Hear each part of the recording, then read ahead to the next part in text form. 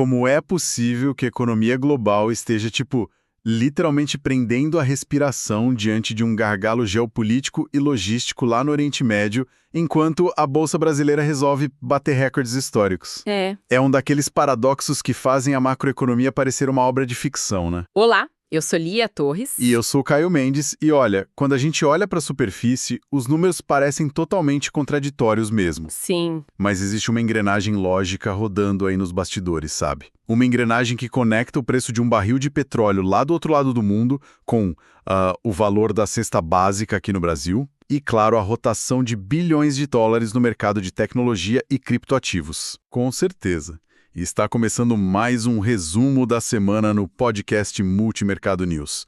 A nossa missão nessa investigação aprofundada de hoje é justamente decifrar esse quebra-cabeça, porque assim, eu fiquei muito surpreso com os dados dessa semana.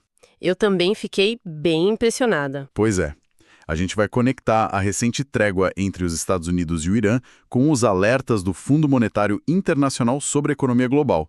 Depois, vamos entender o impacto direto aqui no Brasil, dissecando o dólar, a nossa bolsa de valores e o custo de vida real de quem nos escuta. Exato. E por fim, vamos desenvolver uma movimentação silenciosa de capital institucional no mercado de criptomoedas, saindo do Bitcoin e indo para o Ethereum.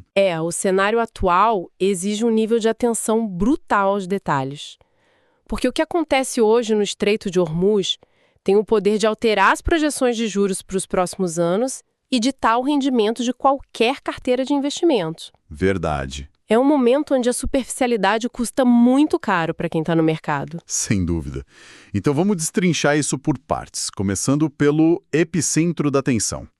O grande catalisador da semana foi aquele anúncio de um cessar-fogo de 2 semanas pelo presidente americano Donald Trump. A reação dos mercados globais foi imediata, né? O petróleo tipo Brent chegou a despencar mais de 13%, voltando ali para casa dos $94 o barril, e o WTI caiu 16%. Sim, foi uma queda brusca. A leitura inicial de muitos analistas foi de que isso era um baita alívio, o mercado respirando. Mas é um alívio mesmo? É um alívio relativo, que precisa ser colocado na perspectiva correta. Porque, veja bem, antes desse conflito recente estourar, o petróleo gerava numa banda ali entre $65 e $70. Ah, verdade. Então, durante o pico da tensão, com aquelas trocas de ataques envolvendo Estados Unidos, Israel e a resposta do Irã, o barril chegou a bater assustadores $120. Nossa, 120? Pois é. A queda para $94 alivia aquele pânico extremo, claro, mas estacionar nesse patamar ainda representa um choque de custo gigantesco para a economia global. Faz sentido. $94 não é um cenário de normalidade, é um cenário de pressão inflacionária contínua. O que levanta uma dúvida imediata, sim. Se a trégua é temporária, de apenas 2 semanas, o mercado está precificando uma paz duradoura ou é só a galera respirando antes de um novo mergulho? Então, o mercado está tentando precificar o menor dano possível, mas as instituições multilaterais já estão soando o alarme pesado. O Fundo Monetário Internacional foi bastante incisivo essa semana. O FMI. Isso. Antes dessa escalada toda, o FMI previa um crescimento global bastante saudável, de 3,3% para este ano. Agora, o vice-diretor-gerente do fundo, Dan Katz, ele mudou completamente o tom. Ele afirmou que essa instabilidade corrói o crescimento mundial no longo prazo. Sério? E o que ele disse exatamente? A declaração dele foi muito categórica. Ele disse que, mesmo que a guerra termine hoje, de forma definitiva, a inflação vai ser mais alta e o crescimento vai ser mais lento do que o projetado. Caramba, o que nos leva a tentar entender o mecanismo por trás dessa inflação teimosa. Porque a cadeia de suprimentos global não tem um botão de liga e desliga, né? Não, de jeito nenhum. A gente está falando do Estreito de Hormuz, que é uma das vias marítimas mais críticas do planeta. Para ter uma ideia, 20% de todo o petróleo e gás natural consumidos no mundo passam por ali. É muita coisa. E a dependência asiática é brutal. De 80% a 90% desse volume vai direto para abastecer as indústrias da Ásia. Exato. E o gargalo em Hormuz gera um efeito dominó imediato na logística, sabe? Os números são muito preocupantes. E não estamos falando só de navios petroleiros. O que mais está parado lá? A gente tem hoje mais de 400 mil toneladas de arroz indiano retidas nos portos. Nossa. Tudo porque as rotas marítimas no Oriente Médio estão paralisadas ou operando com uma capacidade muito reduzida. E o frete aéreo sofre do mesmo estrangulamento. Faz sentido, por causa do espaço aéreo. Exatamente. As companhias aéreas do Oriente Médio representam 13% da capacidade global de carga. Então, as restrições de voo bagunçam toda essa malha. E existe um componente ainda mais insidioso nessa inflação, que afeta diretamente a mesa das pessoas: os fertilizantes. Sim, esse ponto é crucial. O CEO da Yara International trouxe um dado que me deixou chocado. 1/3 da exportação global de ureia passa justamente pelo Estreito de Hormuz. É absurdo. E quando o fluxo de ureia e enxofre é interrompido, o choque na produção de alimentos é pura matemática. Claro. Quase metade da produção global de alimentos depende de fertilizantes, né? E em apenas uma semana de tensões elevadas, os preços globais desses insumos subiram 35%. 35% em uma semana. Os Estados Unidos pode voltar a subir e bater 3% até o final do ano. Na União Europeia, o impacto pode ser superior a 1 ponto percentual. Nossa. E esse é o pior tipo de inflação. É aquela impulsionada por choques de oferta, sabem? Que os bancos centrais têm uma dificuldade imensa de combater só subindo a taxa de juros. Que torna a reação do mercado brasileiro ainda mais intrigante, né? Porque, diante de um cenário de inflação importada e logística global estrangulada, a nossa Bolsa de Valores simplesmente ignorou o pessimismo. Totalmente. A B3 bateu um novo recorde histórico, fechando a 192.201 pontos. Em paralelo a isso, o dólar derreteu. Foi para R$ 5,10, que é o menor patamar desde maio de 2024. Sim. Como que a economia local consegue se descolar de forma tão agressiva desse mau humor global? Eu fiquei bem curioso com isso. Então, a explicação está na mecânica da curva de juros e no alívio do prêmio de risco. Como assim? Quando o barril de petróleo recua rapidamente daqueles 120 para $94 por causa do cessar-fogo, o mercado respira aliviado porque o risco do pior cenário possível diminui. E o pior cenário seria uma crise energética global sem precedentes. Certo. Com a queda da commodity, a expectativa de inflação futura no Brasil também recua. Aí, o mercado financeiro passa a apostar que o nosso Banco Central não vai precisar manter os juros tão altos por tanto tempo. Ah, entendi. É o que a gente chama de fechamento da curva de juros futura. Então, essa percepção de que o crédito pode ficar mais barato lá na frente é o que puxa determinados setores para cima na bolsa. Quais empresas saem ganhando com essa reprecificação? O ganho é bem concentrado, na verdade. As empresas ligadas ao ciclo doméstico, como grandes varejistas, e o setor de construção civil, são as mais beneficiadas. Claro, dependem de juros baixos. Exatamente. Elas dependem de crédito acessível para que os consumidores voltem a comprar imóveis, eletrodomésticos.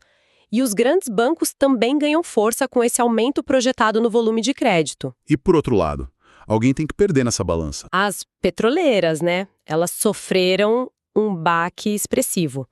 Como a receita delas é dolarizada e atrelada ao preço internacional do barril, essa queda abrupta do petróleo machuca muitos lucros no curto prazo. Trazendo isso para a economia real, para o dia a dia da nossa audiência, existe sempre aquela dúvida sobre como essa oscilação cambial e a normalização do transporte afetam o custo de vida aqui no Brasil. Porque a sensação geral é de que quando o dólar sobe, os preços sobem no dia seguinte. Pois é. Mas quando o dólar cai, parece que a prateleira do supermercado não recebe o memorando, sabe? Eu entendo perfeitamente essa sensação. A transmissão da queda de preços demora mais mesmo, devido aos estoques antigos e à inércia natural da economia. Mas o alívio chega através de alguns canais específicos. E quais seriam os principais? O primeiro é o combustível.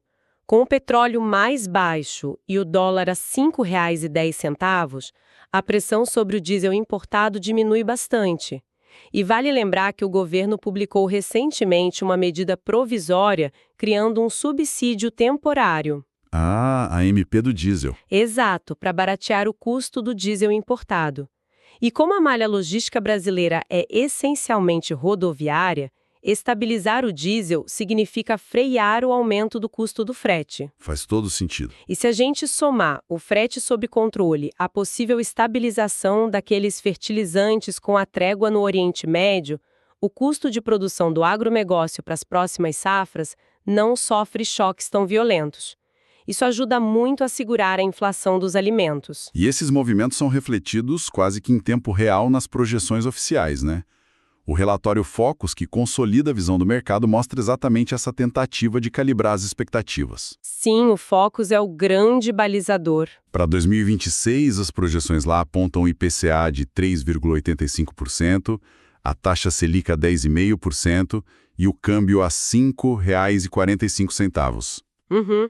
A grande questão que fica é se o pior da crise geopolítica parece estar sendo contornado, porque a expectativa ainda é de uma Selic tão alta, na casa dos 2 dígitos. Porque a inflação de serviços e a resiliência do mercado de trabalho doméstico ainda demandam muita cautela. E o Banco Central sabe que o cenário global continua muito frágil. O problema não sumiu, né? Exato. Uma trégua de 2 semanas não resolve o gargalo de Hormuz definitivamente. Essa projeção de IPCA a 3,85% mostra que o choque externo está sendo absorvido, mas ainda está acima do centro da meta oficial. Entendi. Do controle, caso a geopolítica volte a piorar. E para quem investe aqui no Brasil? Para quem está investindo localmente, essa projeção dita a estratégia, sabe?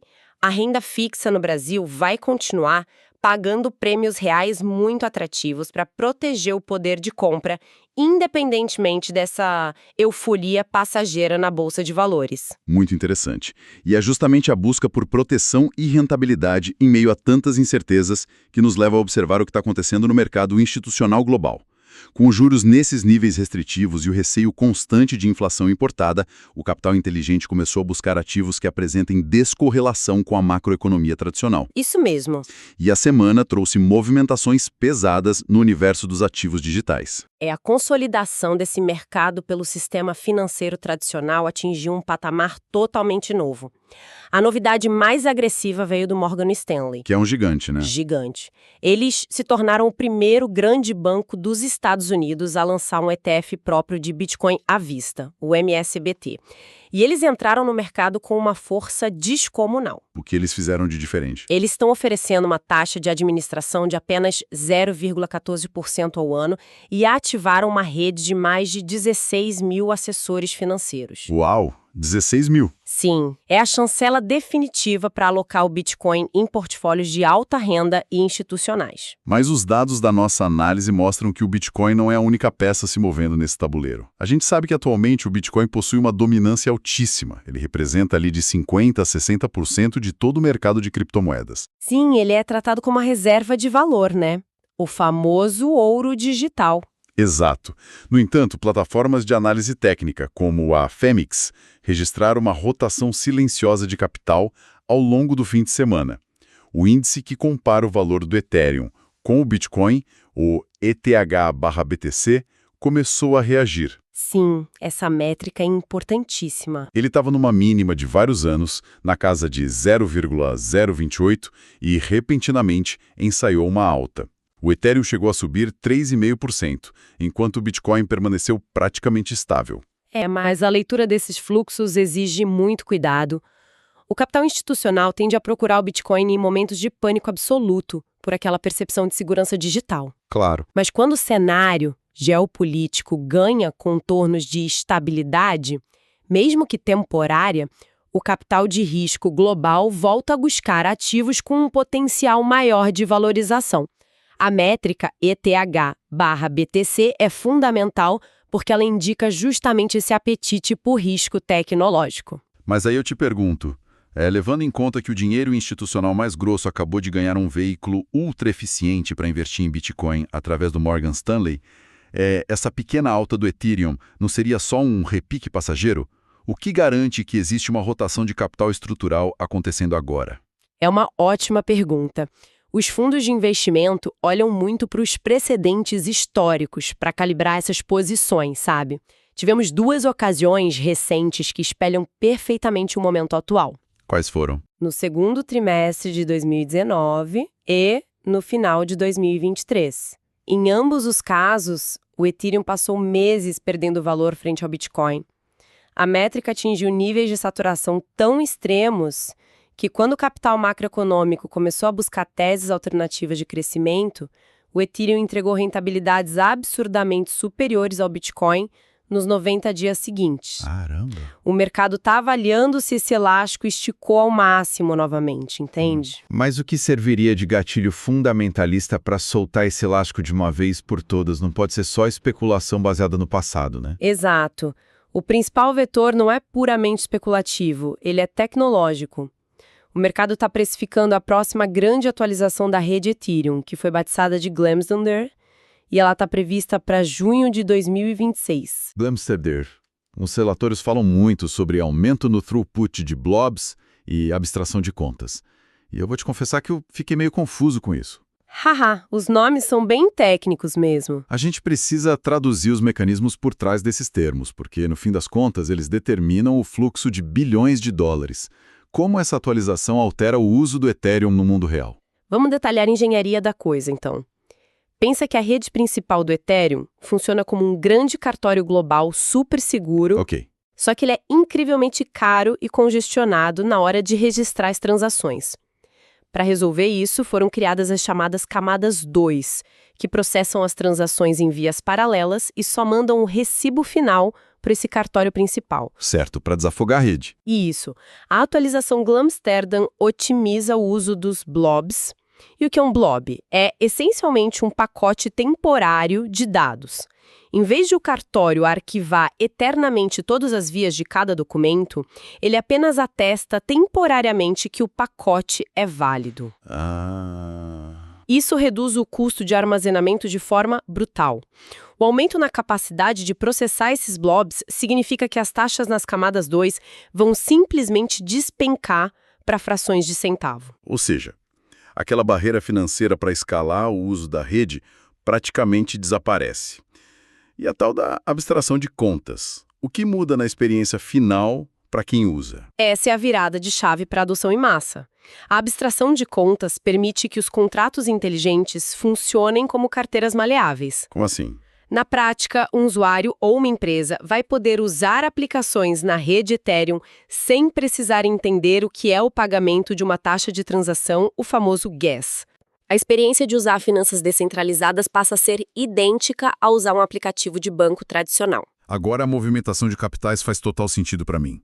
Se a tecnologia vai ficar exponencialmente mais barata e fácil de usar, os grandes players se antecipam. E o ecossistema institucional já está construindo a infraestrutura para isso, né? Sem dúvida. As fontes que a gente analisou mostram que a rede Onyx, que foi desenvolvida pelo JP Morgan, liquidou impressionantes 900 bilhões de dólares em transações tokenizadas, aproveitando justamente as premissas tecnológicas do Ethereum. Sim, é um volume assustador. Se o Glamsterdam derruba os custos operacionais da rede principal, o lucro e a eficiência das operações dessas grandes instituições financeiras simplesmente disparam, o que inevitavelmente puxa a demanda pelo ativo. E a gente não pode esquecer da narrativa em torno dos ETFs de Ethereum que poderão pagar rendimentos de staking. Exatamente. O staking oferece um fluxo de caixa passivo que atrai as gigantes corporativas. A junção de taxas mais baixas, experiência de uso intuitiva e essa adoção institucional, validada pelo JP Morgan, cria a tempestade perfeita para a valorização da rede. É por isso que os analistas observam o índice ETH/BTC tão de perto. Ele é o termômetro dessa transição de teses. Incrível. A nossa investigação de hoje conectou pontas soltas que parecem super distantes, desde as rotas marítimas militarizadas lá no Oriente Médio, passando pelas projeções inflacionárias do Banco Central aqui no Brasil, até chegar nessas atualizações complexas da rede Ethereum. Processar todo esse volume de informações é um desafio enorme, especialmente para o investidor iniciante. É verdade, é muita informação. Quem busca proteger e fazer crescer o próprio patrimônio nesse cenário de extremos e recordes históricos precisa de método. E a complexidade paralisa, se ela não for bem estruturada. E olha, ouvindo você organizar esses cenários agora, Me parece claro que o gerenciamento de portfólio exige funções muito bem definidas, quase como montar uma equipe com diferentes atribuições táticas. Isso soa exatamente como a escalação de um time de futebol. Eu estou ouvindo todos esses mecanismos de juros e logística e pensando que, para a carteira de um pequeno investidor brasileiro não tomar uma goleada do cenário global, é preciso dividir a atenção em setores. A gente precisa ter uma zaga sólida para segurar as crises, um meio de campo controlando o ritmo do patrimônio e um ataque cirúrgico para as oportunidades. Adorei! Essa estrutura mental é excelente. E aplicando a análise dos dados e as projeções que a gente cobriu, existem 3 indicadores essenciais que devem ser acompanhados semanalmente por quem nos escuta. Quais seriam? O primeiro, que seria a fundação da zaga, é o monitoramento do cenário geopolítico e do preço do petróleo. Ou seja, olhar de perto o preço do barril Brent e a estabilidade do fluxo de navios ali no Estreito de Hormuz. Exatamente. Como a gente disse, um choque no petróleo traduz-se automaticamente em fretes mais caros e inflação importada no Brasil, seja no combustível direto ou no preço dos alimentos afetados pelos fertilizantes. Se o barril voltar a disparar, o investidor sabe que a zaga precisa recuar. Aumentando a proteção. Isso, reforçando posições conservadoras, porque os custos na economia real vão aumentar inevitavelmente. Perfeito. E o meio de campo? Aquele setor que distribui a bola com previsibilidade e garante que o nosso poder de compra não seja corroído. O meio de campo é o termômetro doméstico. É o relatório Focus do Banco Central, o acompanhamento contínuo das revisões para a taxa Selic e para o IPCA é indispensável. Para não ser pego de surpresa. Isso. A projeção de manter a Selic em 10,5% indica que o Brasil vai continuar praticando juros reais muito altos. Então, o investidor utiliza o Focus para calibrar sua parcela em renda fixa atrelada à inflação. A previsibilidade dos títulos públicos e privados de boa qualidade é o que dita o ritmo constante de crescimento do portfólio, amortecendo aquela volatilidade que a gente viu na Bolsa de Valores. Sensacional. E, finalmente, a estratégia para o ataque. O lugar onde o risco é assumido de forma calculada em busca de uma valorização mais expressiva. No contexto atual, o ataque demanda observar o índice ETH/BTC e o fluxo de capital para os ETFs institucionais. O investidor, de forma alguma, deve colocar a maior parte do patrimônio aqui. Claro, sem loucuras. Patamares de 0,035 ou 0,040. Isso confirmaria de forma mais clara que a rotação para os contratos inteligentes e a tecnologia Glamstardam é duradoura e não apenas um alarme falso. E a moderação é o segredo desse ataque, né? Os relatórios de casas especializadas como a B2V Crypto, eles insistem em alocações táticas pequenas. A recomendação é que a exposição total a criptoativos gire em torno de apenas 5% para perfis não agressivos. É aquela história. É aquele atacante rápido que pode resolver a partida num lance só, mas não faz o menor sentido encher o campo inteiro de atacantes e deixar o gol vazio para os choques do petróleo. Haha, exatamente isso. E a grande conclusão que a gente amarra de todas essas fontes é que a macroeconomia moderna é profundamente conectada. Muito. Em um mundo onde um navio parado no Oriente Médio dita o custo para plantar feijão no interior do Brasil, e quase simultaneamente os bilhões alocados pelo Morgan Stanley fluem buscando abstração de contas na rede Ethereum, a fuga do risco é uma ilusão. Fato. A verdadeira proteção do patrimônio não está em evitar o mercado ou colocar o dinheiro debaixo do colchão, mas sim na qualidade e na profundidade da informação que embasa a tomada de decisão em cada cenário. Falou tudo. O mercado não dorme, e interpretar esse painel de controle exige cada vez mais contexto da nossa parte. Muito obrigado a todos que nos acompanharam em mais essa análise detalhada. Se esses insights ajudaram a decifrar um pouco mais as engrenagens financeiras da semana, não deixem de se inscrever no nosso canal, o Multimercado em Foco, para a gente continuar explorando essas conexões fundamentais. Até a próxima investigação profunda. E lembrem-se de que onde as águas parecem mais turvas é que as melhores oportunidades de alocação de capital costumam estar escondidas. A gente se encontra no próximo resumo da semana. Um abraço e até mais.